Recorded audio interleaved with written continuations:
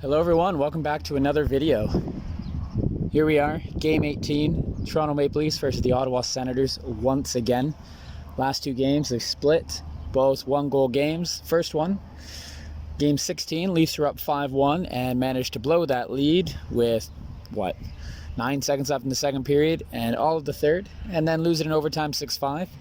Last game, complete opposite. It was nice and defensive, I would say, and a good solid 2-1 win. In this game, Zach Hyman is out. He's day-to-day with an injury.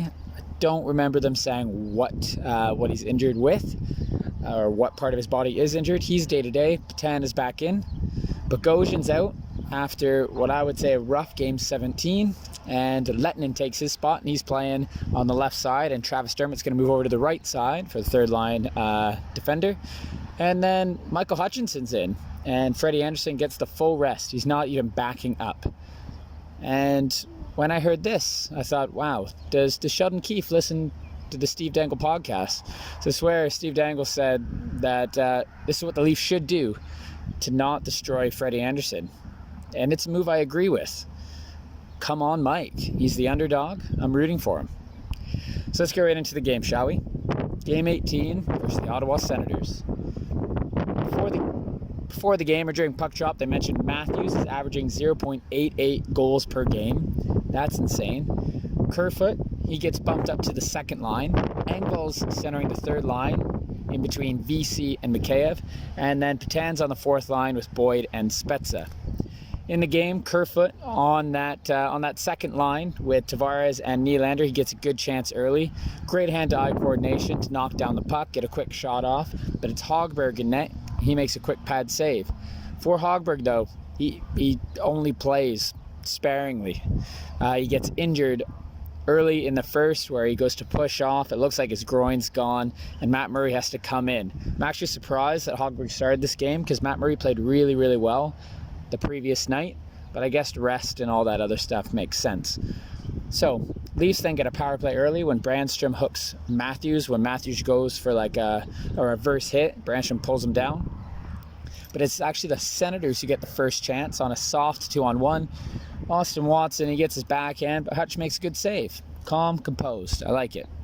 Especially since this is his first game since the bubble. Thornton then feeds Austin Matthews up top, and Hogberg makes a nice big save. It was a glove save. He makes himself look big. He comes out way on top of the blue paint.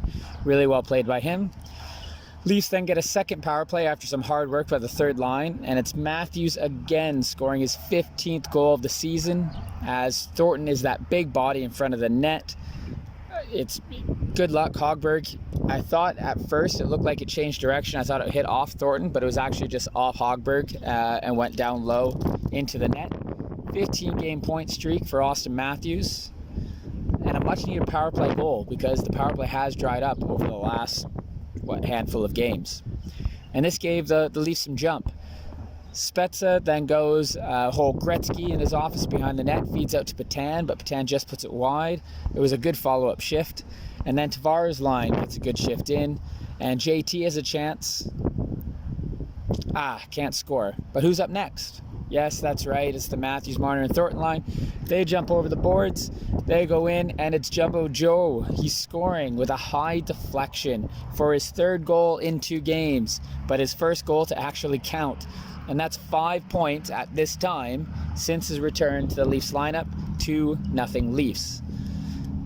And then it's the Senators' turn, and it's the rookie. And holy hell, Tim Stützle. What a burst of speed. What a shot. Goes from his own end. Chips it past the D. I thought Boyd played it well when he comes in. The puck was rolling a bit, but then his head's up the entire time. And he just snipes short side over the glove hand side because Hutchinson is right-handed. I'm not even mad. The kid is flashy. Great finish. Just impressed. I did think Boyd played it well, making him go wide, not giving him the middle. It was a tough angle snipe, but his head was up the whole time. It was a great shot. So there you go. You make it 2-1. And then, oh my gosh, the puck movement by the Leafs top line, plus Riley and Brody. So top of that, they're at the blue line, right? Brody puts it over to Riley, point to point. Riley then to Marner, who's in the center of the ice. Marner feeds it back to Riley, who's gone down low after the give and go. All in the send zone at this time. Riley then goes around the net, sends it back down to Thornton. Thornton a little behind the net, chip to Marner. He goes around the other side, but throws it back the other way behind the net. And then who's there? Austin Matthews. He's standing there, brings the puck out into the space with just his stick. He's still behind the net and just pots it in. What a thing of absolute beauty. The entire sequence was outstanding. Matthews has 16 goals on the year. It's 3-1 Leafs at this time. Marner gets another point. Thornton gets another point. This line, wow. And that makes it 3-1 after the first. So then we go on to the second period, and there's great pressure to start the second. And it's Nylander, Kerfoot, and Engvall on it. Great offensive zone pressure. Nylander back to Riley. Mikheyev ends up the one picking it up somehow. I think Nylander tried to go to Riley, but Riley skated it. Mikheyev comes onto the ice, picks it up, and Soup has another one. It's 4-1. But again, game isn't over. We all remember Monday being up 5-1. But fun note, Nylander's pointless streak is over. Just awesome. It was what's been needed, especially after a good shift like that and some tough games recently. A well-deserved point. Then the fourth line keeps it up. They keep on the onslaught with even more sustained pressure. Sens end up being absolutely exhausted. And they must have been like, oh shit. Well, the bench anyway. Because who comes over the boards after the Sens on the ice are exhausted? That's right. Matthews' line is out. Matthews fights along the sideboards, gets it up to Riley. Riley throws it over to Mitch Marner, and dipsy dangle snipe over the glove hand side, over the shoulder by Mitch Marner on Matt Murray. Leafs have a commanding 5-1 lead. What a goal. Sens are overwhelmed. But in my head, I still question, there's no way the Sens come back again, right? We can't come back 5-1 again. Sens then get a power play. And really, it's actually the Leafs with a 2-on-1 after a great read by Mikheyev. Kerfoot to Riley. Oh, what a good save by Murray. A good read. Something he needed. I was really thinking it was going to be another patented NHL 21 goal there. However, these Sens don't give up. And that save really helped them out because the Sens get a good cycle. And it's Brown this time, and he scores over Hutchinson's shoulder and makes it 5-2. And the game has 12 minutes to go still in the second period. And it's Hutch in net. Come on, Hutch. I still believe. And at this time, Sens are just sending everything on Hutchinson. And it's not a bad strategy, as the guy hasn't played a single game since the bubble. The Leafs then get a power play after Marner's hard effort. He got in tight again. He got hooked, tripped, whatever you want to call it. Doesn't matter. It was a whole bunch of different things. And they score on it. And it's William Nylander. He gets an assist this game. He gets a goal this game. I think that was his 5th on the season.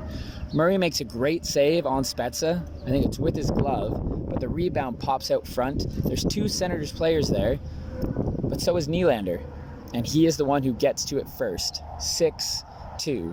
And on that play, I must tell you that Hutchinson actually made a really good save on Stepan. He had a break. He kicks it to the boards. Matthew throws it up to Nylander, over to Spezza. Shot, Nylander rebound, goal. Great save, which led to a great transition.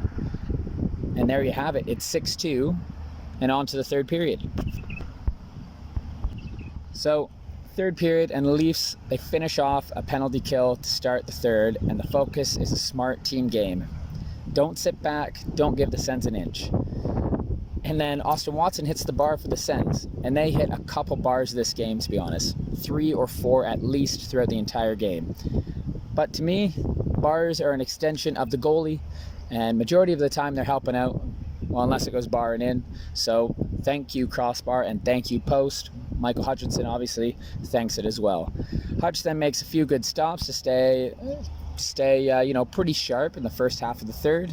One him on who was it? It was Tierney particularly. That was a really nice save as he got in. It's great to see. The Sens do, however, make it 6-3, and it's Tim Stützle with a good shot. Batherson picks it up behind the net, comes out front, throws it on net. It banks off Fletton and in. These things happen. It's a hockey goal. It's 6-3, just past the 11-minute mark. And I do like that the Senators don't quit.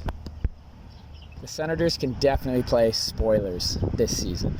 Definitely. They don't quit. Last few games of the season, they'll definitely catch a team, and not catch a team in the standings, but I mean catch a team off guard. Maybe that they're overlooking them, and they could cause some damage, and they could really, deflate a team. Let's just hope it ain't the Leafs.